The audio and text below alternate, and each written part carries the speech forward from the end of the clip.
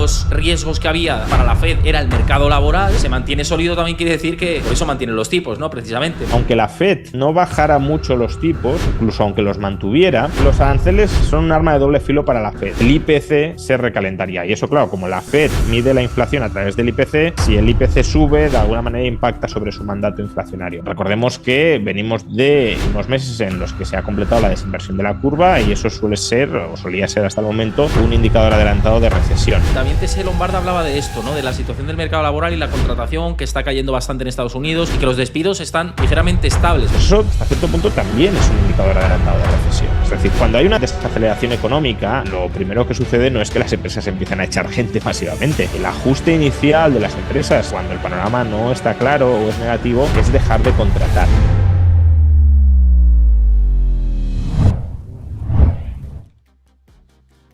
Muy bien, por aquí con todos nosotros en este especial de la Reserva Federal, Juan Ramón Rayo, con esta decisión de mantener los tipos, y aquí tenemos el comunicado y todos los cambios, ¿no? Que va a ser muy interesante tanto en términos de economía como a futuro de mercados. Bueno, bienvenido por aquí, Juan, siempre un placer y más en un día especial como hoy que hay que analizar muchas cosas. ¿Qué tal, Héctor? Pues sí, buenas noches. Vamos a analizar, yo todavía no he leído el comunicado, así que lo haremos en directo. Aquí estamos, sí. Bueno, antes de nada, los que veáis esto desde YouTube, siempre os digo, si os gustan estas charlas y este contenido informativo y de análisis, dejad vuestro like, dejad vuestro comentario de qué os parece, sobre todo la decisión de la Fed y a la espera también de Jerome Powell y, bueno, pues también reacciones de Donald Trump igualmente. Y, por supuesto, suscribiros al canal si no lo conocíais y también seguid a Juan Ramón Rayo en sus canales, que sé que muchos lo seguís, pero los que no, lo tenéis que hacer. Bueno, dicho esto, aquí tenemos el comunicado, lo estaba leyendo aquí con toda la audiencia. Pensé que el primer párrafo era parecido, pero lo que cambia es la parte de la tasa de desempleo. Dice que se ha estabilizado hasta a niveles bajos, cosa que no preveía, que igual estimaba repunte. Esta es la parte que cambia con respecto al anterior comunicado en los últimos meses y demás. Luego tacha la parte de, pues, de toda la parte del desempleo, que se mantiene sólido. Dice el mercado laboral se mantiene sólido y que la inflación se mantiene algo elevada. Luego, pues que mantienen los tipos de interés en el rango, no ha habido cambios en tipos de interés, y una vez más con los diferentes miembros con derecho a voto que han cambiado y las discrepancias, ¿no? Los miembros que han discrepado. Es decir, que parece que es un contenido más neutral, incluso se puede entender con esa parte inicial de uno de los riesgos que había para la Fed era el mercado laboral, y dice, bueno, se mantiene sólido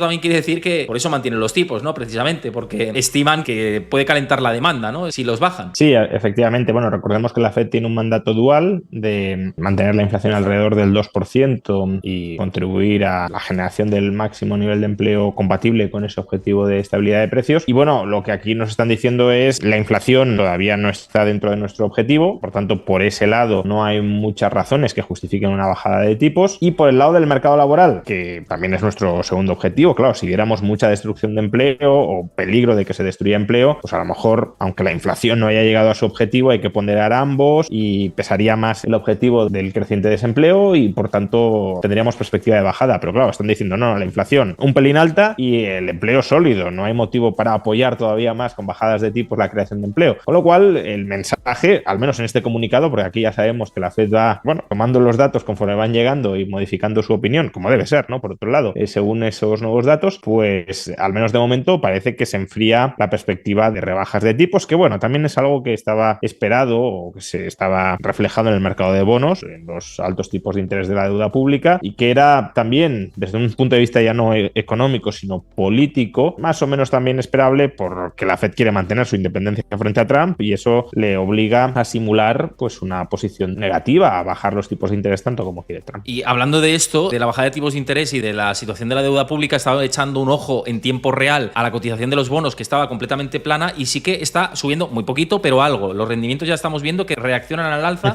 es decir, están esperando expectativas de inflación quizá más altas o, bueno, la reacción inicial, ¿no? Que parece que bueno, pues la Fed le preocupa esta parte, ¿no? La parte de, es difícil, de los precios. O sea, es difícil. Habría que ver cómo reaccionan los tips para ver si esa subida se debe a mayores expectativas de inflación o si se debe a una expectativa de una tasa, digamos, natural de interés, una tasa de interés de equilibrio, un tipo de interés real, si lo queremos, más elevado. Esto también lo hemos comentado en algún directo anterior, que si la economía se aceleraba porque, por ejemplo, había mejores perspectivas de inversión, ¿no? Toda la labor de desregulación que está haciendo Trump, pues claro, si la demanda de inversión aumenta y la oferta de financiación no lo hace en la misma magnitud, pues entonces el coste de financiación de equilibrio va a subir, al margen de si sube la inflación o no. El tipo de interés real va a subir y por eso, también lo comentamos, ¿no? En el último directo, aunque la Fed no bajara mucho los tipos, incluso aunque los mantuviera, se podría dar la circunstancia de que si te sube la tasa de equilibrio y tú mantienes los tipos, cuando debieras subirlos, pues estés como contribuyendo a inflar el grifo del crédito, ¿no? De hecho, este caso, esto ya me desvío un poco, pero como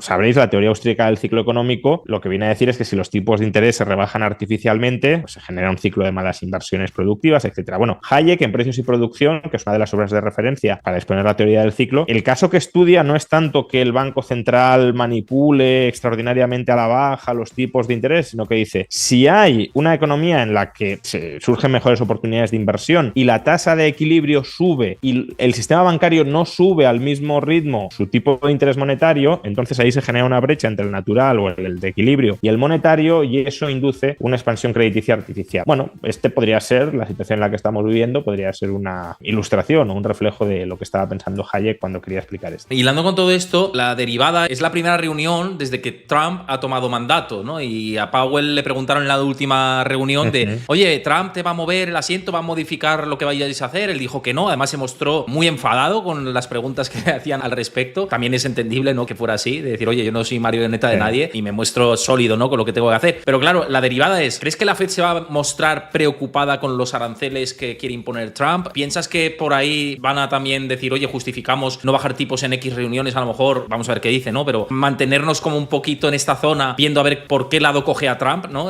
un poco precavidos por la parte arancelaria? Sí, a ver, los aranceles son un arma de doble filo para la Fed, ¿no? Porque por un lado, la subida de aranceles lo que va a provocar es una subida del nivel de precios, que yo no la calificaría de inflacionaria, aunque entiendo que según la definición que muchos manejan de inflación habría que hacerlo, pero yo no la calificaría de inflacionaria porque no se debe a una pérdida de valor del dinero, al contrario, como ahora explicaré, el dólar ganaría valor si suben los aranceles, y además porque sería una subida de precios de una vez, no sería algo continuado de cada vez precios más altos. Pero bueno, al final tendrías un año o algunos meses durante los cuales el IPC se recalentaría, y eso, claro, como la Fed mide la inflación a través del IPC, si el IPC sube, de alguna manera impacta sobre su mandato inflacionario. Y por ahí, claro, tendría que subir tipos o no bajarlos, aunque ya digo, si persiguiera expresamente el objetivo de inflación más allá del IPC, pues no tendría por qué reaccionar por ese lado. Y por el otro, los aranceles son negativos para la economía estadounidense. Hoy creo que era en Bloomberg donde, bueno, hacían un reportaje, a ver, tampoco muy sofisticado, pero más o menos interesante, donde se mostraba cómo los aranceles de Trump en su primer mandato habían perjudicado a la economía, especialmente al lado de la inversión, ¿no? Entonces, esa segunda parte que impacte negativamente sobre la economía, si tiene influencia, si tiene repercusión sobre el mercado laboral, sí debería llevar a la Fed, por su doble mandato, a bajar tipos para, de alguna manera, no es lo que defiendo yo, estoy pensando desde la lógica de la Fed o desde la perspectiva de la Fed, para de alguna manera impulsar la creación de empleo mediante esa bajada de tipos. Con lo cual, ya digo, es un arma de doble filo porque por el lado de los precios, los aranceles inducen una subida de tipos, por el lado del mercado laboral, una bajada. Y bueno, veremos cuál de los dos objetivos o de los dos efectos pesa más sobre la Fed, pero bueno, entiendo que hasta que no se sepa cuántos aranceles y a cuántos países va a subir Trump, porque sabemos que tuvimos que parte va de farol, otra parte no, pero parte sí es un farol negociador, pues que la Fed no se mueva demasiado hasta ese momento. Pero no moverse implica no subir tipos, claro, pero tampoco bajarlos mucho, porque si tú ahora te pones a bajarlos y después crees que has de subirlos por los aranceles, pues te tocará subirlos en mucha mayor medida si los has bajado ahora, ¿no? Entonces, a cierto punto también es lógico que espere y vea cómo se va despejando el panorama político. Claro, es que esto es curioso porque el otro día había un estudio de Apollo Research que hablaba de que, digamos, que la tasa mundial a nivel comercio, me refiero, iba a estar en torno al nivel del 10%, que también es como lo que se está descontando, con unos niveles súper bajos en la última década, ¿no? O en las últimas décadas.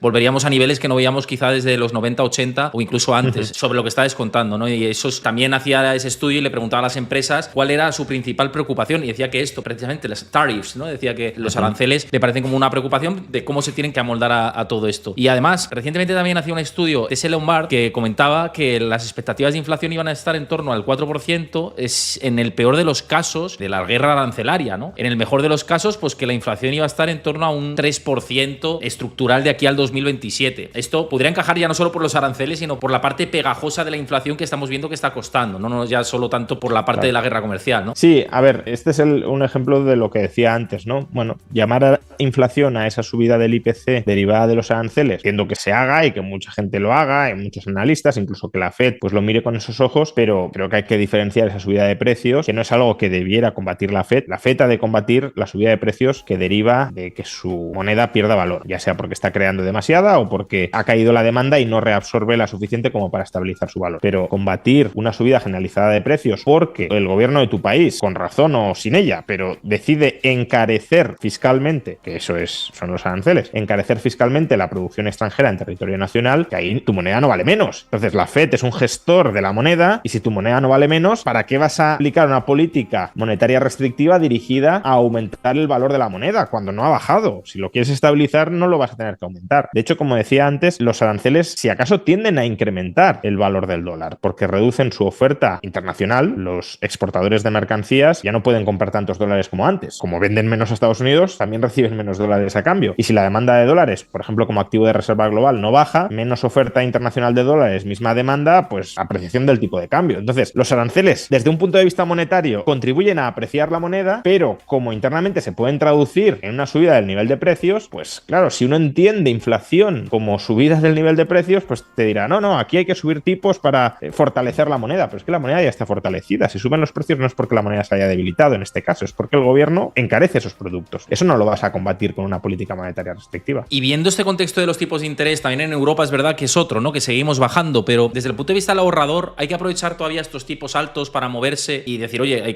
tenemos inflación, lo que decimos, haya aranceles o no, o este repunte en la parte del IPC, entendido como que la Fed lo va a entender como inflación y como tú explicas, pues de un punto de vista teórico no es tanto así, pero desde el punto de vista del ahorrador, que al final es que todo se nos encarece y que tenemos que proteger nuestro poder adquisitivo y nuestra capacidad y nuestro patrimonio, es momento, ¿no?, de ir a activos que nos puedan todavía rendir por encima de inflación incluso, ¿no?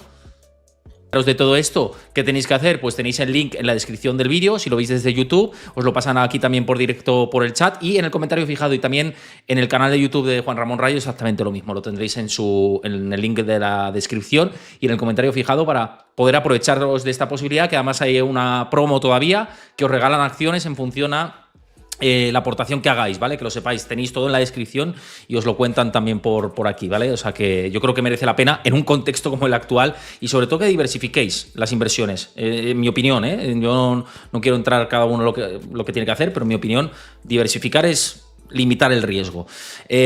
Por entrar sí, antes de irme ya obviamente, sí, Juan. Si me permites, cuando se plantean, pues se da información sobre determinadas opciones de inversión, creo que nadie debería obcecarse con colocar todo el capital en esas opciones de inversión.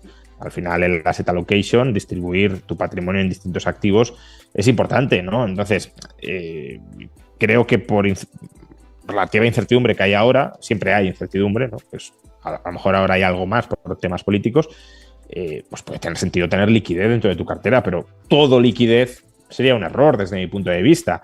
Entonces, claro, para la parte de tu cartera en la que quieres liquidez, hay determinados activos que encajan mejor que otros.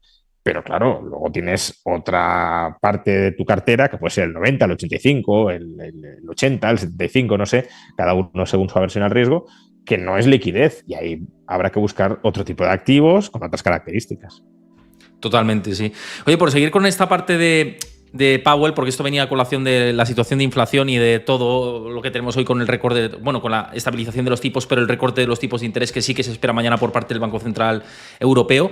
Pero una parte, lo hemos dicho antes, es el mercado laboral. Y también Tese Lombarda hablaba de esto, ¿no? De la situación del mercado laboral y la contratación que está cayendo bastante en Estados Unidos y que los despidos están ligeramente estables. Pero mi pregunta que quiero hacerte creo que tiene mucho sentido y que va ligado con lo que viene a partir de ahora con Donald Trump. Porque parte del mercado laboral el año pasado y el anterior se ha sostenido con empleo público y parece que el empleo público no va a tener una gran preponderancia, ¿no?, en la nueva administración. ¿Crees que por aquí puede haber una revisión de la Fed o una amenaza dentro del mercado laboral, que puede haber más enfriamiento si se destruye empleo público, pese a que el privado quizá genere más? ¿Habrá ahí un equilibrio de fuerzas que vamos a ver si se rompe por algún lado?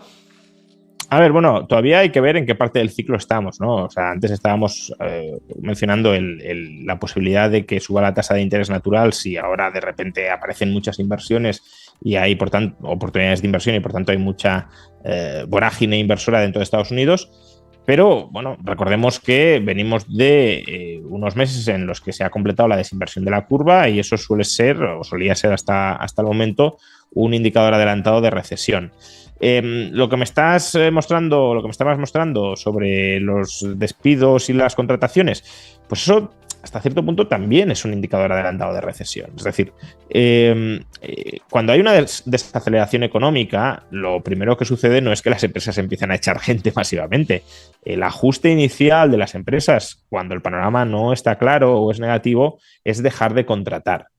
Así es como limitas el crecimiento de tu gasto en plantilla. Solo cuando ya el tamaño de la plantilla existente, sin incrementos, lo consideras insostenible o ya gravoso, es cuando procedes a despedir. Por tanto, no es llamativo, incluso desde una tesis pesimista de la economía de Estados Unidos, que las empresas hayan mantenido el nivel de despidos más o menos estable y que lo que haya caído, que el ajuste se haya producido en descenso de las contrataciones. Si además parte de la bonanza del mercado laboral en términos netos, ¿no? Pues menores contrataciones, pero mismos despidos, si todavía hay un excedente positivo, pero ese excedente positivo lo suplementas con empleo público, pues claro, ahí te puede dar un dato agregado maquillado. No lo sé, habría que hilar mucho más fino, pero bueno, con estos mimbres, desde luego, el panorama no es tampoco para echar cohetes. Si no vemos mucho interés de contrataciones por parte del sector privado, yo creo que sí que es un motivo para no sé si inquietarse o tener la mosca detrás de la oreja. Claro, lo que ha dicho Trump, lo que ha dicho también Musk, ¿no? Ha enviado una carta a los empleados públicos bastante graciosa, ¿no? De, bueno, pues tienen que volver a su puesto de trabajo presencial, vamos a ver qué mejoras de eficiencia hacemos, si usted considera que no quiere volver a su puesto de trabajo o que su puesto de trabajo es prescindible, etcétera, márchese y le damos 8 meses de indemnización y muchas gracias, haga lo que haga, ¿no? Bueno, claramente, al menos desde el lado de Musk, no lo tengo tan claro desde el lado de Trump, bueno, si ha nombrado a Musk, alguna predisposición tendrá, ¿no? Pero falta ver la contundencia y la convicción de esa predisposición. Pero bueno, desde el lado de Musk parece claro que tiene interés en despedir gente en la administración pública. Eso es obvio, ¿no? Lo hizo en su empresa, lo hizo en X, que ya sabemos que se cargó a cerca del 80% de la plantilla y, bueno, pues la empresa funciona más o menos igual, incluso algunos dirían que mejor, y parece que quiere trasladar ese modelo, que no sé hasta qué punto es tan fácil de trasladar o tan inmediatamente exportable, pero que lo quiere trasladar a la administración pública. Claro, por ahí yo creo que no veremos muchísimas contrataciones públicas adicionales y sí podemos ver despidos, ojalá veamos despidos, ¿no? Porque creo que es positivo adelgazar el tamaño de la administración. Y si ahí el sector privado no vuelve a aumentar su contratación neta sobre despidos, pues bueno, claro, las cifras agregadas de empleo ya no serán tan positivas.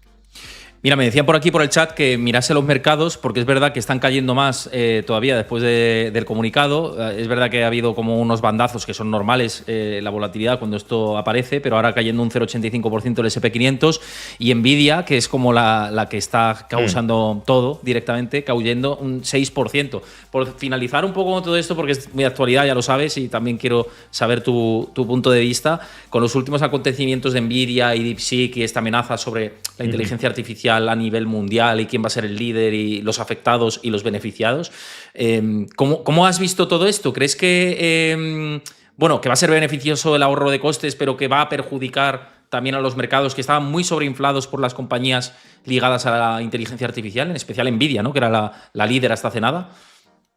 A ver, claro, ahí es que tenemos de alguna manera que especular mucho sobre cuál puede ser el escenario futuro de la inteligencia artificial, ¿no?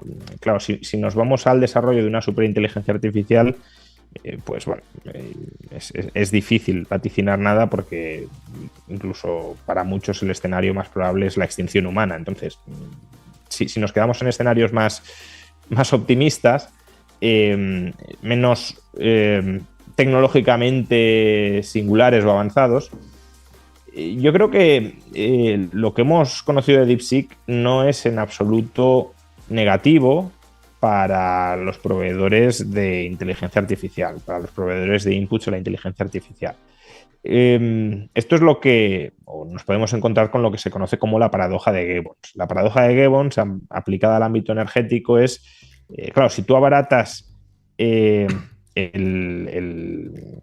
el coste, si aumentas la productividad, ¿no?, de un proceso productivo de tal manera que reduzca el consumo de energía, pues en principio debería parecer que el consumo agregado de energía cae. Si para hacer todo lo que hacemos en nuestro día a día descubrimos una forma de consumir menos energía, pues el consumo agregado de energía va a caer. Pero claro, el tema es que si el consumo agregado de energía cae, podemos hacer el doble o el triple de actividades que consumen energía de las que hacíamos antes y, por tanto, la demanda de energía termina subiendo. Pues en el caso de la inteligencia artificial, si se abarata mucho el coste de desarrollar, de entrenar y de ejecutar, de inferir de la inteligencia artificial, lo que sucederá es que tendremos aplicaciones de inteligencia artificial por todas partes. Entonces, aunque cada vez que usemos la inteligencia artificial sea menos costoso y consumamos menos inputs que antes, como la usaremos muchas más veces en nuestro día a día, el consumo agregado subirá. Otra cosa es el caso de Nvidia, ¿no?, que ahí hay que ir con más cuidado a la hora de evaluar cuáles pueden ser las repercusiones de todo esto en el mercado, porque, digamos, aunque el consumo agregado de energía y de chips vaya a subir, por la paradoja de Gibbons, lo que no está tan claro es los chips de quién, ¿no? Los chips de Nvidia, al parecer, tienen una ventaja competitiva grande frente al resto a la hora de entrenar a la inteligencia artificial, no a la hora de utilizar la parte de inferencia de la inteligencia artificial. ¿Esto qué significa? Pues que si DeepSeek nos muestra un camino, como aparentemente ha hecho, de abaratar mucho el proceso de entrenamiento de la inteligencia artificial, quizá se terminen consumiendo más cantidad de GPUs, pero no suministradas por Nvidia, porque ya no sea necesario pagarle a Nvidia el sobreprecio para llegar al mismo resultado, ¿no? Entonces, bueno, en el caso concreto de Nvidia, quizá cierta cautela. En la perspectiva futura de demanda de GPUs, de energía, etcétera, yo creo que es muy obvio que cuanto más se desarrolle la inteligencia artificial, más va a subir la demanda agregada de estos inputs, por mucho que hayamos encontrado formas más eficientes de utilizarla. Pues bueno, yo creo que nos vamos a quedar con todo esto. Va a ser muy interesante debatirlo y hablarlo en futuras apariciones por aquí por el canal, porque vamos a tener para largo seguro. Me voy ya con la rueda de prensa de Jerome Powell, así que un placer tenerte por aquí, Juan, y vamos a ver qué nos dice. Y lo dicho, like y suscribíos al canal si no lo conocíais, y al canal de Juan Ramón Rayo también.